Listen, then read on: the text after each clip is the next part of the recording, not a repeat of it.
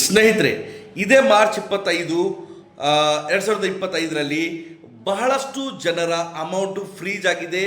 ಬರೀ SBI ಬ್ಯಾಂಕಲ್ಲಿ ಮಾತ್ರ. ಹೌದು, ಆಲ್ ಓವರ್ ಕರ್ನಾಟಕದಲ್ಲಿ 500ಕ್ಕಿಂತ ಜಾಸ್ತಿ ಏನು ಅಕೌಂಟಲ್ಲಿ ಅಮೌಂಟ್ಗಳು ಫ್ರೀಜ್ ಆಗಿದೆ. ಕೆಲವ್ರದ್ದು 1 ಲಕ್ಷ ಆಗಿದೆ, 44,000, 50,000 ಈ ಥರ ಫ್ರೀಜ್ ಆಗಿಬಿಟ್ಟಿದೆ.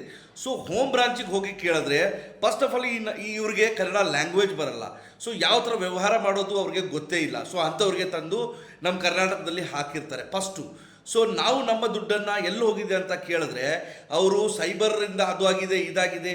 ರೀ ಸ್ವಾಮಿ, ಇಲ್ಲಿ ಕೆಲಸ ಮಾಡೋರೆಲ್ಲ ಕೂಲಿ ಕಾರ್ಮಿಕರು, ಅವರ ಅಮೌಂಟು ಫ್ರೀಜ್ ಈ ಥರ ಆದರೆ ಯಾರು ಹೊಣೆ ಇದಕ್ಕೆ? ಬ್ಯಾಂಕ್ ಹೊಣೆ.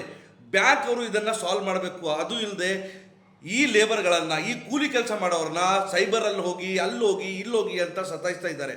ಸೊ ಇದು ಫಸ್ಟು ಸ್ಟಾಪ್ ಆಗಬೇಕು. ಬ್ಯಾಂಕ್ಗಳಿಗೆ ಇದೇ ಎಚ್ಚರಿಕೆ ಅಂತಲೂ ಹೇಳ್ಬೋದು. ಸೊ ಬಹಳಷ್ಟು ಮೋಸ ಆಗ್ತಿದೆ. ಎಲ್ಲೋ ರಾಜಸ್ಥಾನಿಂದ ಫ್ರಾಡ್ ಮಾಡ್ತಾರೆ, ಇವರು ರಾಜಸ್ಥಾನ್ ಹೋಗಂತಾರೆ. ಸೊ ಇಂಥ ನಲಾಯಿಗಳು ನಮ್ಮ ಕರ್ನಾಟಕದಲ್ಲಿ ಇದ್ದಾರೆ ಅಂದರೆ ನಮಗೆ ಯೋಚನೆ ಮಾಡೋಕ್ಕೂ ಆಗಲ್ಲ. ಒಂದು ಬ್ಯಾಂಕ್ ನಡೆಸ್ತಾ ಇದ್ದೀರಾ ಸ್ವಾಮಿ, ಅದಕ್ಕೆ ನಮ್ಮ ಕೂಲಿ ಕಾರ್ಮಿಕರ ದುಡ್ಡನ್ನು ತಿಂದು ತೇಗ್ತಿರಲ್ಲ. ಸೊ ಇದು ಸಾಲ್ವ್ ಆಗಬೇಕು. ಇದನ್ನು ನಾವು ಖಂಡಿಸ್ತೀವಿ.